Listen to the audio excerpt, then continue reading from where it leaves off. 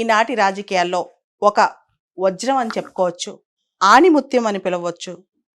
ఆయనే అటల్ బిహారీ వాజ్పేయి గారు. అటల్ బిహారీ వాజ్పేయి గారి 101వ పుట్టినరోజు డిసెంబర్ 25వ తారీఖున జరిగింది. లక్నోలో రాష్ట్రీయ ప్రేరణా స్థల్ 65 ఎకరాల విస్తీర్ణంలో అటల్ బిహారీ వాజ్పేయి గారి విగ్రహం, శ్యామ్ ప్రసాద్ ముఖర్జీ గారి విగ్రహం, పండిత్ దీన్ దయాళ్ ఉపాధ్యాయ గారి విగ్రహం ప్రధాని మంత్రి మోడీ గారు ఆవిష్కరించారు. ఈ విగ్రహాలన్నీ కూడా 65 ఫీట్ల కాంస్య విగ్రహాలు. ఆంధ్రప్రదేశ్ రాజధాని అమరావతిలో కూడా ఆయన విగ్రహాన్ని ఆవిష్కరించారు. 1924లో డిసెంబర్ 25వ తారీఖున మధ్యప్రదేశ్లోని గ్వాలియర్ పట్టణంలో ఒక టీచర్కి కొడుగ్గా జన్మించారు. ఆయన చాలా విలువలు చిన్నప్పటి నుంచి నేర్చుకున్నారు. హిందీలో పోయిటరీ రాయటం ఆయనకు చాలా ఇష్టం. అంతేకాదు చిన్నప్పటి నుంచే కాలేజ్ చదివే నాటి నుంచే ఆయనకి ఆర్ఎస్ఎస్ భావజాలం ఎక్కువ. 1942 క్విట్ ఇండియా ఉద్యమం టైంలో ఆర్ఎస్ఎస్ ఉద్యమంలో పార్టిసిపేట్ చేయదు, కానీ అటల్ బిహారీ వాజ్పేయి గారు క్విట్ ఇండియా ఉద్యమంలో పార్టిసిపేట్ చేస్తారు. ఆయన జీవితాంతం బ్యాచిలర్గా ఉండిపోయారు. చాలా చిన్న వయసులో మనకు స్వతంత్రం కూడా రాని టైంలో ఆయన రాజ్ కుమారి అనే ఒక అమ్మాయిని ఇష్టపడి ఆ తర్వాత జీవితాంతం ఆయన కంప్లీట్గా బ్యాచిలర్గా ఉంటూ ఆయనది ఒక ప్లాటోనిక్ లవ్ అని చెప్పొచ్చు. అటల్ బిహారీ వాజ్పేయి గారు పొలిటికల్ కెరీర్ విషయానికి వస్తే దాదాపు 50 సంవత్సరాలు పైబడి ఆయన రాజకీయాల్లోనే ఉన్నారు. తన జీవితం మొత్తం రాజకీయ ప్రస్థానమే. 10 సార్లు లోక్సభ పార్లమెంటేరియన్గా, 2 సార్లు రాజ్యసభ సభ్యుడిగా ఆయన ఉన్నారు. ఆయన ఒక బెస్ట్ పార్లమెంటేరియన్, ఉత్తమ పార్లమెంటేరియన్ అని చెప్పుకోవచ్చు. అంతేకాదు ఆయన పార్లమెంట్లో ఫ్లోర్లో కూడా ఎవరిని బాధ పెట్టకుండా, ఎవరిని హట్ చేయకుండా అత్యద్భుతమైన ప్రసంగాలు ఇస్తుంటారు.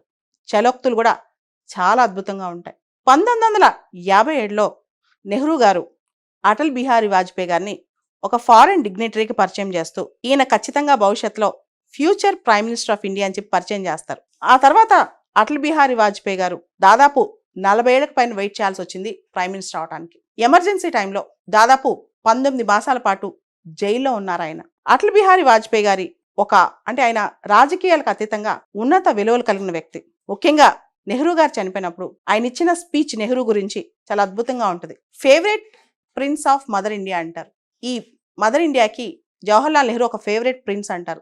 ఈనాటి రాజకీయాల్లో ఎప్పుడెప్పుడు అపోజిషన్ వాళ్ళు పోతారని చూస్తున్న రాజకీయాల్లో ఒక మహోన్నతమైన వ్యక్తిని చనిపోయినప్పుడు ఆయన్ని పొగుడతారు అటల్ బిహారీ వాజ్పేయి. అంతేకాదు ఆయన భారతీయ జనసంఘ్ కో-ఫౌండర్ కూడా. తర్వాత ఆయన భారతదేశానికి విదేశీ వ్యవహారాల శాఖ మంత్రి కూడా అవుతారు. ఐక్యరాజ్య సమితిలో కూడా అనేక అంశాల్లో ఆయన భారతదేశాన్ని రిప్రజెంట్ చేస్తారు. ఆ తర్వాత రాజీవ్ గాంధీ గారు భారతదేశానికి ప్రధాని అయినప్పుడు ఓ పక్క కాంగ్రెస్ పార్టీ పరిపాలన ఉంది, ఇంకో పక్క ఈయన అపోజిషన్ లీడర్. కానీ ఇద్దరు కలిసి యుఎన్ డెలిగేషన్ కోసం అమెరికాకి వెళ్తారనమాట. అటల్ బిహారీ వాజ్పేయి గారి రాజకీయం కనుక మనం చూస్తే దాన్ని స్టేట్స్మెన్షిప్ అనొచ్చు, కేవలం పాలిటిక్స్ అనలేమన్నమాట. భవిష్యత్ తరాలను ఉద్దేశించి ఆయన రాజకీయం చేశారు. 1991 తర్వాత మనం గ్లోబలైజేషన్లోకి వెళ్ళాం. అప్పట్లో మనకున్న ప్రధాని పివి నరసింహారావు గారు. ఆయన ఎల్పిజి తీసుకొచ్చారు. ఆ సందర్భంలో భారత రాజకీయాల్లో, అంతర్జాతీయ రాజకీయాల్లో చాలా మార్పులు వచ్చాయి. ఆ తర్వాత మనం గమనిస్తే అటల్ బిహారీ వాజ్పేయి గారు 3 సార్లు భారతదేశానికి ప్రధాని అయ్యారు. మొదటిసారి అయినప్పుడు 13 రోజులు, రెండోసారి అయినప్పుడు 13 నెలలు, మూడోసారి అయినప్పుడు మొత్తం 5 సంవత్సరాలు పూర్తిగా 5 సంవత్సరాలు ప్రధానిగా చేసిన మొట్టమొదటి నాన్ కాంగ్రెస్ ప్రైమ్ మినిస్టర్ ఆయన. అంతేకాదు 13 రోజులు, దాదాపు 60-70 ఏళ్ళు వయసు వచ్చినప్పుడు 13 రోజుల్లో ప్రైమ్ మినిస్టర్, ఇంకా ఒక ఓటుతో ఆయన తన ప్రైమ్ మినిస్టర్షిప్ని లూజ్ అవ్వాల్సి వచ్చింది.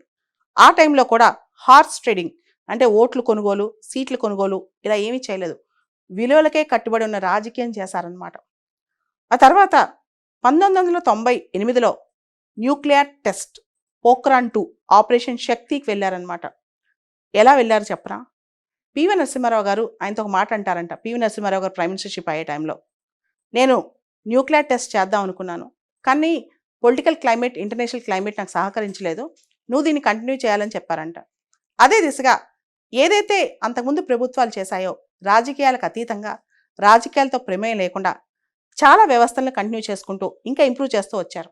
అటల్ బిహారీ వాజ్పేయి గారి సమయస్ఫూర్తి ముఖ్యంగా అంతర్జాతీయ సంబంధాల్లో అద్భుతంగా ఉంటుంది. పాకిస్తాన్తో అనుకోకుండా మనసులు ప్రొవోక్ చేయలేదు. 1999లో కార్గిల్ వార్ వచ్చిందనమాట. ఆ యుద్ధం వచ్చినప్పుడు మనం విక్టోరియస్గా బయటకు వచ్చాం. ఎంత తెలివిగా దాన్ని నడిపించారంటే ఇన్ఫ్యాక్ట్ ఆ యుద్ధం ప్రతి ఒక్కళ్ళ కళ్ళల్లో ఇంకా ఉంది. 1999లో భారతదేశంలో అందరిళ్ళలో ఆల్మోస్ట్ టీవీలు వచ్చిన రోజు అనమాట. టీవీల్లో వార్ చూపించారు. వార్ మన డ్రాయింగ్ రూమ్లోకి వచ్చేసింది. అటువంటి అద్భుతమైన శక్తి, అంటే వార్ని నడిపిస్తూనే ప్రజలందరికీ వార్ ఎలా ఉంది అని చూపించిన, ఆ టైంలో చూపించిన శక్తి అటల్ బిహారీ వాజ్పేయి అని చెప్పొచ్చు. అంతేకాదు, ఏదైతే ఫారెన్ పాలసీ ఉందో, ముఖ్యంగా పాకిస్తాన్తో ఫారెన్ పాలసీ ఉందో, లాహోర్ బస్ డిప్లొమసీ కావచ్చు, క్రికెట్ డిప్లొమసీ కావచ్చు, ఇవన్నీ కూడా ముందుకు నడిపి శాంతి చాలా ఇంపార్టెంట్ అనుకున్నారు. ఆ సందర్భంగా ఆయన ఒక మాట కూడా రెగ్యులర్గా చెప్పేవాళ్ళు, we can choose our friends but not our neighbours. మనం మన మిత్రుల్ని చూస్ చేసుకోవచ్చు, కానీ మన చుట్టుపక్కల ఉన్న వాళ్ళని, మన నైబర్స్ని చూస్ చేసుకునే వీలు మనకు ఉండదు. మనం వాళ్ళతో ఎలా నడుచుకోవాలో మనం ఆలోచించాలని చెప్పి. అదే టైంలో ఇండియా అమెరికా రిలేషన్షిప్లో కూడా కొత్త శకం మొదలైంది. ముఖ్యంగా వరల్డ్ ట్రేడ్ సెంటర్ అటాక్స్ తర్వాత, ఇండియన్ పార్లమెంట్ మీద అటాక్స్ తర్వాత, టెర్రరిజం మీద ఒక కొత్త ఒరవడి స్టార్ట్ అయింది. అన్ని దేశాలు కలిసిట్టు పోరాటం చేయాలి, వార్ అండ్ టెర్రరిజం అనే కాన్సెప్ట్ వచ్చింది. ఆ టైంలో కూడా అటల్ బిహారీ వాజ్పేయి గారు చాలా తెలివిగా, చాలా సంయమనంతో ముందుకెళ్లారనమాట. 1999 నుంచి 2004 వరకు 5 సంవత్సరాలు పూర్తిగా ఆయన భారత ప్రధానిగా ఉన్నారు. ఆ తర్వాత మనం గమనిస్తే ఆయన బెస్ట్ పార్లమెంటేరియన్ అని చెప్పొచ్చు. ఆ తర్వాత 2015లో ఆయనకి భారత్ రత్న వచ్చింది. 93 సంవత్సరాల వయసులో ఆయన మృతి చెందారు. అటల్ బిహారీ వాజ్పేయి గారు ఆయన ఒక మాట అంటూ ఉంటారనమాట, జై జవాన్ జై కిసాన్ మాత్రమే కాదు, జై విజ్ఞాన్ అని చెప్పి. ఇప్పుడు కొత్తగా మళ్ళా జై అనుసంధానాన్ని యాడ్ చేశాం. ఆయన చిత్రత కానీ, ఆయనకున్న భాషా పరిజ్ఞానం కానీ, ఆయనకున్న లాంగ్వేజ్ స్ట్రెంగ్త్ కానీ, దాంతోపాటు అందరినీ కలుపుకుని పోయే ఆయన ఒక నడవడిక వైఖరి కానీ, తర్వాత జీవితం చివరి వరకు పర్సనల్ లైఫ్లో, ప్రొఫెషనల్ లైఫ్లో విలువలు, క్యారెక్టర్ ఎంత ముఖ్యమో ప్రూవ్ చేసిన వ్యక్తి అనమాట. ఈనాటి రాజకీయ నాయకులకి, ఈనాటి రాజకీయాలకి ఆయన ఒక ఆదర్శం.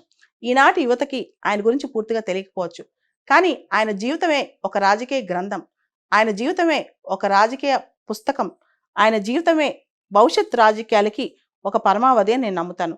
అటువంటి అటల్ బిహారీ వాజ్పేయి గారి 101 బర్త్ యానివర్సరీ రోజు ఆయన దగ్గర నుంచి నేర్చుకోవాల్సిన విలువలు మనకు చాలా ఉన్నాయని కూడా నేను అనుకుంటాను.